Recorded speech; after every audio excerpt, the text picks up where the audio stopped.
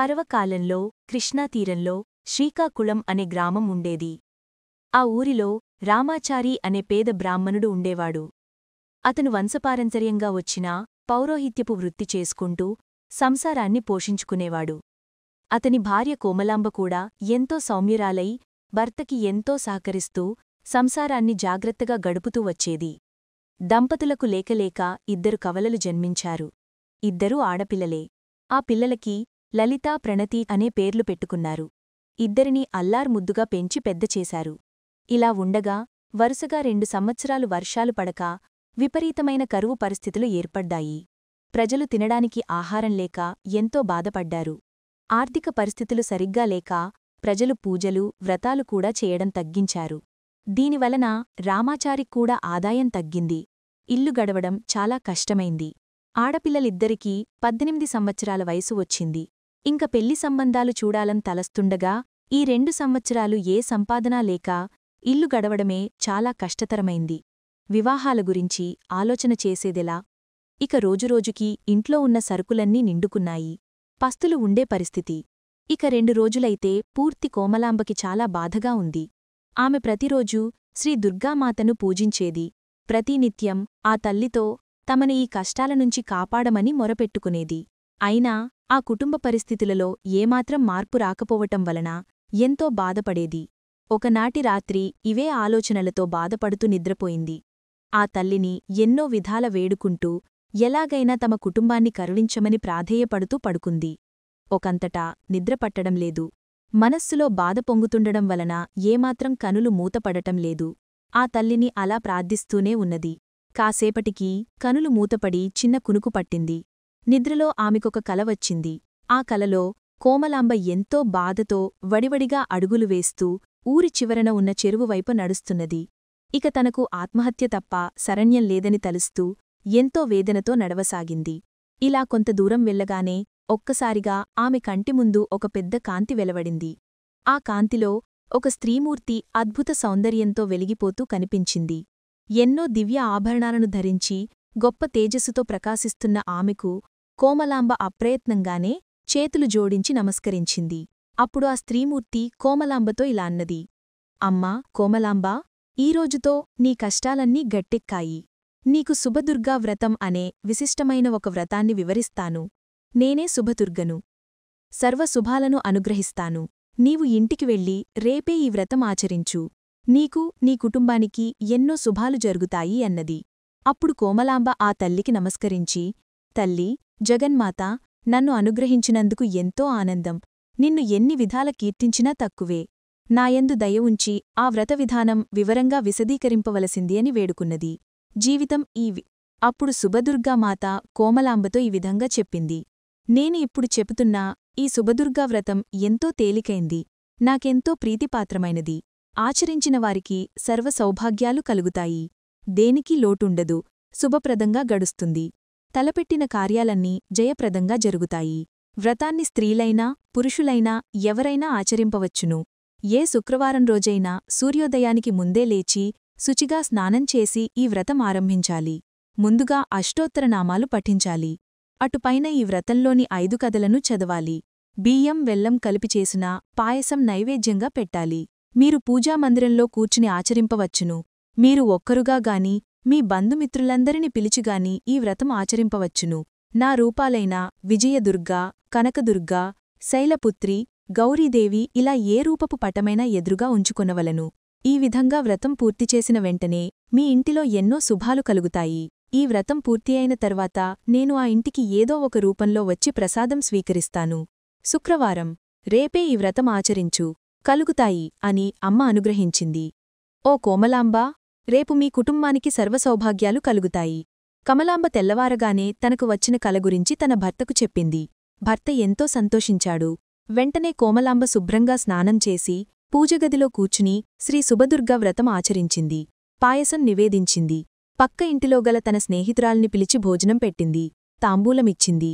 ఆ వ్రత ప్రభావంచేత ఆ రోజు సాయంత్రమే ఒక అద్భుతం జరిగింది.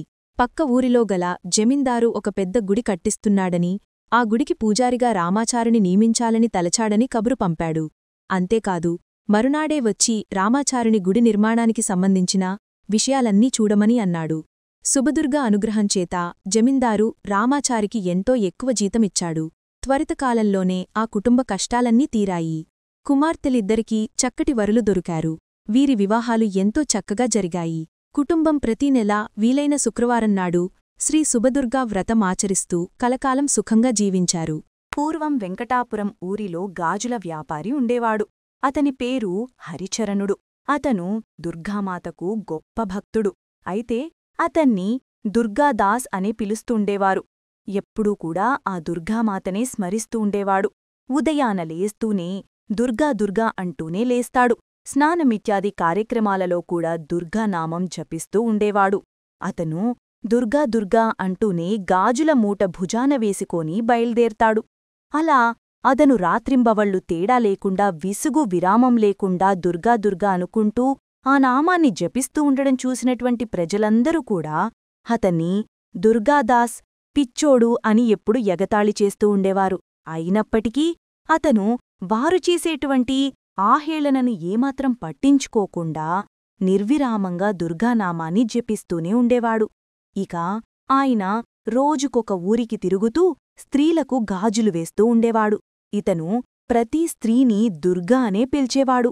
ఎవ్వరికి గాజులు వేసినా ఆమెను దుర్గా అనే పిలిచేవాడు. అలా పగలు దుర్గానామాన్ని జపిస్తూ గాజులు అమ్ముకొని ఇంటికి వచ్చి మరల దుర్గానామాన్ని జపిస్తూనే ఉండేవాడు. నిద్రించేవాడు. పగలంతా కూడా దుర్గానామాన్ని జపిస్తూ ఉండడం, అలానే నిద్రించే ముందు కూడా దుర్గానామాన్ని జపిస్తూ ఉండడం వలన నిద్రలో కూడా అతని నాలుక ఆ దుర్గానామాన్ని మననం చేసుకుంటూ ఉండేవాడు. ఇతాయిత్యాది సుఖాలనన్నిటిని కూడా వదులుకొని దుర్గా దుర్గా ఆడడం వలన అతని ఇంటి చుట్టూ ఉండేటువంటి ఇరుగు పొరుగు అతన్ని పిచ్చోడాని అనుకునేవారు. రాత్రనక పగలనక రోగమనక అనగా సుఖమనగా దుఃఖమనగా అన్ని వేళల్లోనూ అమ్మవారి నామాన్ని దుర్గానామాన్ని తలుచుకుంటూ పిలుచుకుంటూ ఉండేవాడు ఆ దుర్గాదాసు. ఇక కొంతమంది అల్లరిముకలైతే అతన్ని హేళన చేస్తూ, ఓ పిచ్చోడా, నువ్వు పిలిచేటువంటి ఆ దుర్గామ్మవారు నువ్వు పిలుస్తున్నావని నీ వెనకే వస్తుంది, ఒక్కసారి వెనక్కు చూసుకో అని అనేవారు.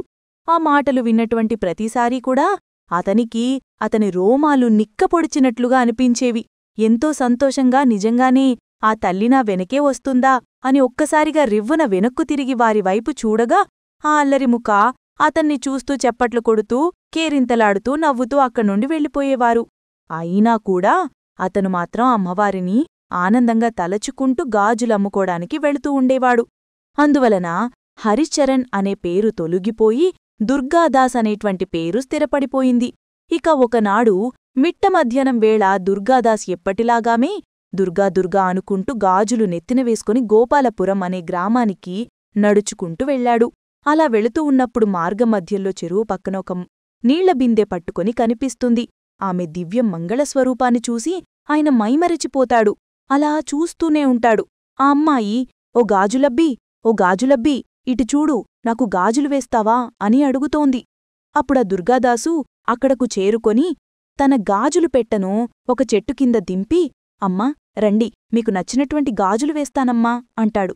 అప్పుడు అమ్మాయి వచ్చి తన బిందెను తన పక్కన పెట్టుకుని అతని పక్కన కూచుంటుంది. ఆమెని అంత దగ్గరగా చూసినటువంటి దుర్గాదాస్కి అచ్చం నా తల్లి దుర్గమ్మలా ఉంది కదా అనేటువంటి సందేహం కూడా కలుగుతుంది. మందహాసం చేస్తూ, నాకు మంచి గాజులు వెయ్యబ్బీ అంటూ పిలుస్తుంది. అప్పుడు దుర్గాదాసు ఆమెకు కావలసినటువంటి మంచి గాజులు, ఎరుతూ పసుపు ఆవుపచ్చ రంగుల గాజులను తీసివేస్తాడు. ఆమె తన చేతుల నిండా కూడా గాజుల్ని వేయించుకుంటుంది.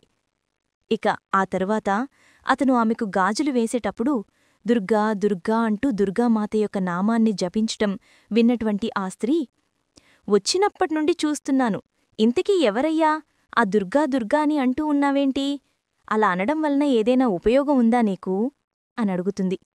దానికతను, ఏమో నాకు కూడా తెలీదమ్మా, అలా దుర్గా దుర్గా అని అంటూ ఉన్నప్పుడల్లా నా మనసెంతో సంతోషంతో ఉప్పొంగిపోతుందనుకో అని చెబుతాడు. ఆ అమ్మ నీకెప్పుడైనా కనిపించిందా? లేదమ్మా, నేను చూడలేదు. ఆ అమ్మని చూడ్టానికి నేను ఏమంత పుణ్యం చేసుకోగలిగాను చెప్పమ్మా అని అంటాడు దుర్గాదాస్. ఆ అమ్మని చూడ్టానికి పుణ్యం చేసుకోవాలా? అయ్యా, దుర్గా దుర్గా అని జపించటం కంటే వేరే పుణ్యకార్యం ఇంకేమైనా ఉంటుందా? అయినా అమ్మని చూడలేని దానికి నువ్వు ఊరికే దుర్గా అంటూ అనడం దేనికయ్యా? అమ్మా, నేను మూర్ఖుణ్ణి. నాకేమీ తెలీదు. దుర్గా దుర్గా అంటూ ఉండడం వల్లే ఆ తల్లి దర్శన భాగ్యం కలుగుతుందంటే నేను ఇంకా ఇంకా జపిస్తూనే ఉంటానమ్మా.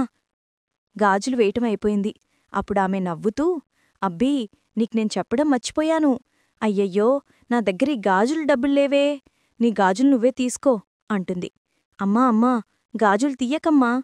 స్త్రీ అంటే సాక్షాత్తు ఆ తల్లి స్వరూపమే కదా. అందువలన నీ చేతిలో నుండి నేనా గాజులను తీయలేనమ్మా అని అంటాడు. సర్దుకుపోతాడు. అప్పుడు ఆ అమ్మాయి దుర్గాదాస్తో, నువ్వీ గాజుల డబ్బు తీసుకోకపోతే నేను గాజులు వేయించుకోను. సరేలే, నువ్వొక పనిచెయ్.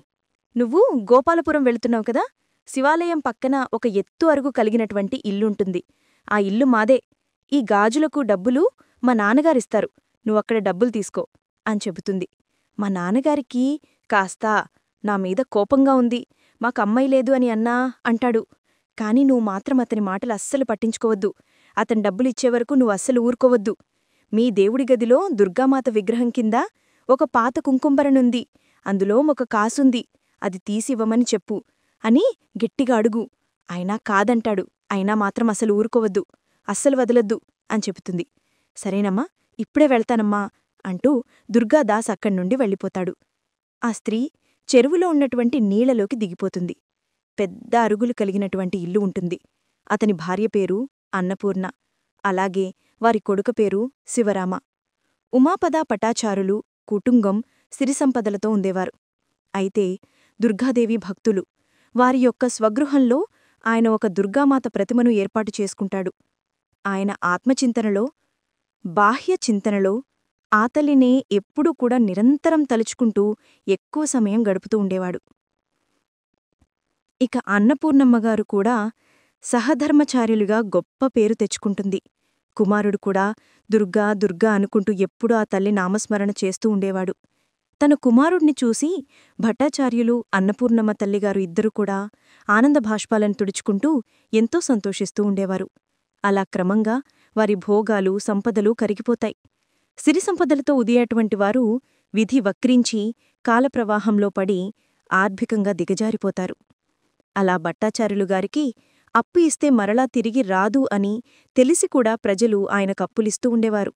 కాని ఆయన మాత్రం సంపూర్ణమైనటువంటి విశ్వాసంతో ఆ తల్లివైపే మనసును లగ్నం చేసుకుని ఆ తల్లిని స్మరిస్తూ ఉండేవాడు.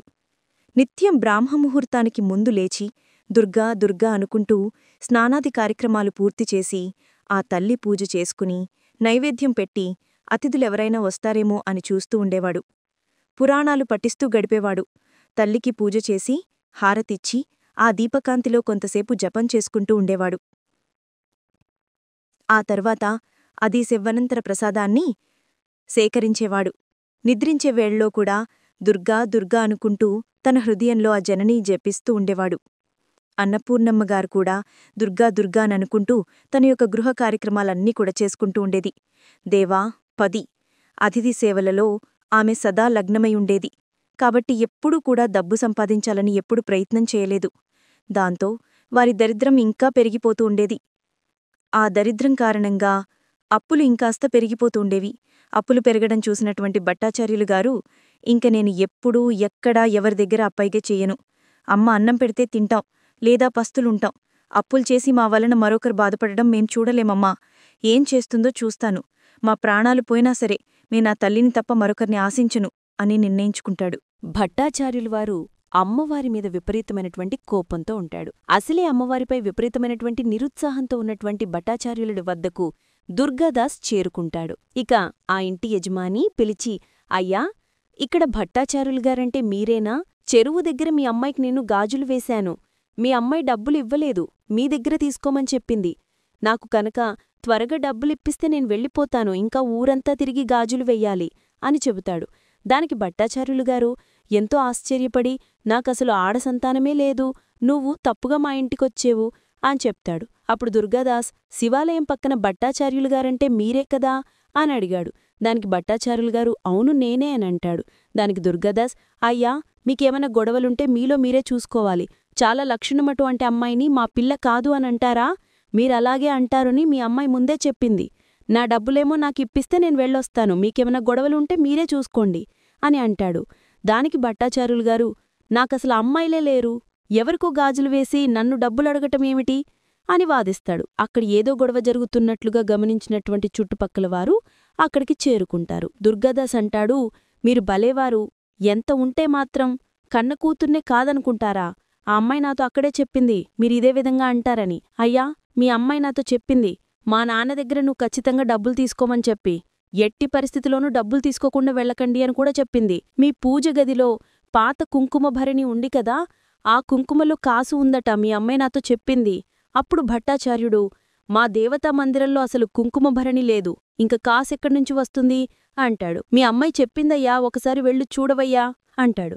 చుట్టుపక్కల వాళ్ళు కూడా, దుర్గాదాసి ఈ గ్రామానికి ఎప్పుడూ వచ్చేవాడే, ఒకసారి దేవతా మందిరంలో ఆ కుంకుమ భరణి ఎక్కడుందో చూడండి అని భట్టాచార్యులు గారితో చెబుతారు. ఎక్కడో చిన్న పీట మీద కుంకుమభరణి ఉన్నట్లుగా నా జ్ఞాపకం వచ్చింది, ఒక్కసారి వెళ్ళి ఆ కుంకుమభరణి తీసుకుని వస్తానంటూ ఆ కుంకుమభరణి కోసం ఇల్లంతా వెతుకుతుంది. ఇక కుంకుమాభరణలో ఒక చిన్న అమ్మవారి ప్రతిమతో పాటు ఒక బంగారు కాసు కూడా ఉంటుంది. అప్పుడు భట్టాచార్యులు గారు మనసులో, అసలిక్కడ కుంకుమభరణి ఉన్నట్లు విషయం నాకు ఇంతవరకు తెలియదు, నా తల్లి కానీ నా భార్య కానీ ఇంతవరకు ఎప్పుడు కూడా నాకు చెప్పలేదు. నా తల్లికి తెలిసినటువంటి, నా భార్యకు తెలిసినటువంటి ఈ విషయం ఆ అమ్మాయి ఎవరో కాని ఎలా తెలిసి ఉంటుంది అని ఆలోచిస్తూ ఉంటాడు.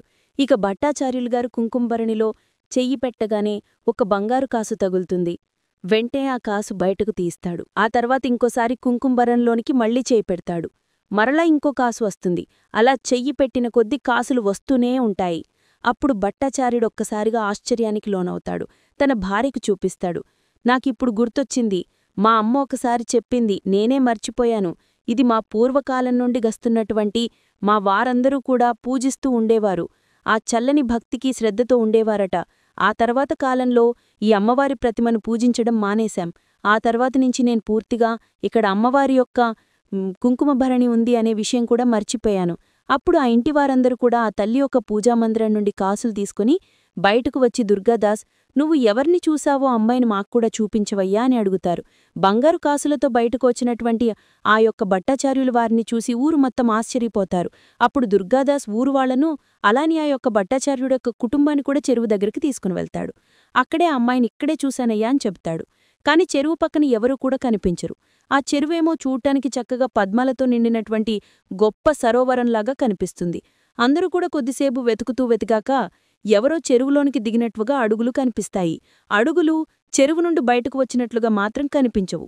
అప్పుడు ఊరివాళ్లు, దుర్గాదాస్, వాళ్ళకసలు అమ్మాయిలే లేరు, అయినా నీటికోసం ఎంత దూరం ఎవరు కూడా ఇక్కడికి రారు అని చెబుతారు. అప్పుడు దుర్గాదాస్, అమ్మ దుర్గమ్మ, వీళ్ళకిప్పుడు ఆ అమ్మాయి కనిపిస్తే తప్ప ఎవరు కూడా నా మాట వినేలాగా లేరు. ఊరివాళ్ల దృష్టిలో నేను అబద్ధాలు చెప్పిన వాడినవుతాను అంటూ బాధపడుతూ చెరుకు వైపు దుర్గమ్మ దుర్గమ్మ అంటూ గట్టిగా మొరపెట్టుకుంటాడు. అప్పుడు చెరువులో నుంచి 2 చేతులు బయటకు వస్తాయి. 2 చేతులకు ఎరుపు, పసుపు, ఆకుపచ్చరంగు గాజులు కలిగినటువంటి గాజులు కనిపిస్తాయి. దుర్గాదాస్ ఆ దృశ్యాన్ని, అద్భుతమైనటువంటి సన్నివేశాన్ని చూసి పడిపోతాడు. ఆ సన్నివేశాన్ని చూసినటువంటి ఊరందరూ కూడా ఆశ్చర్యపోతారు. ఊరందరూ కూడా చేతులెత్తి మొక్కుతారు. అప్పుడందరూ అనుకుంటారు, చాలా సంవత్సరాలుగా ఉన్నటువంటి ఆ తల్లిని పూజించడానికి ఆ దుర్గమాత స్వయంగా ఈ విధంగా అనుగ్రహించింది అని అనుకుంటూ ఉంటారు. అప్పట్నుండి కూడా భట్టాచార్యులు వారు, అలాగే వారి కుటుంబం మరింత భక్తిశ్రద్ధలతో ఆ తల్లిని పూజించడం ప్రారంభిస్తారు. ఆ కుటుంబం అమ్మవారి యొక్క అనుగ్రహంతో సుఖ సంతోషాలతో సిరి సంపదలతో వర్ధిల్లింది. ఆ అమ్మవారు కూడా తనకు తాను పూజలు జరిపించుకోవడానికి ఇలా గాజులమ్మేటువంటి అతనికి కనిపించింది అని ఊరు మొత్తం భావిస్తారు. ఆ గాజులే అమ్మే వ్యాపారికే అమ్మవారి ఎందుకు కనిపించారు అంటే, ఆయన ఎప్పుడూ పెద్ద పెద్ద పూజలు కాని హోమాలు కాని ఎప్పుడూ ఏమీ చెయ్యలేదు. కాని ఎప్పుడూ దుర్గా దుర్గా అంటూ తలుచుకుంటూ ఉండేవాడు. ప్రతి స్త్రీని దుర్గాదేవిగానే భావించేవాడు. ప్రతి స్త్రీని దుర్గా దుర్గా అని పిలిచేవాడు. దీని బట్టి అర్థమయ్యేదేమిటంటే, నిజమైనటువంటి భక్తి కలిగిన వారికి ఆ తల్లి కరుణిస్తుంది. ఇక అప్పట్నుండి కూడా దుర్గా దర్శనం చేసిన వారందరూ కూడా దుర్గాదాసును గౌరవిస్తూ ఎప్పుడూ ఆయన చక్కగా పలకరిస్తూ ఉండేవారు.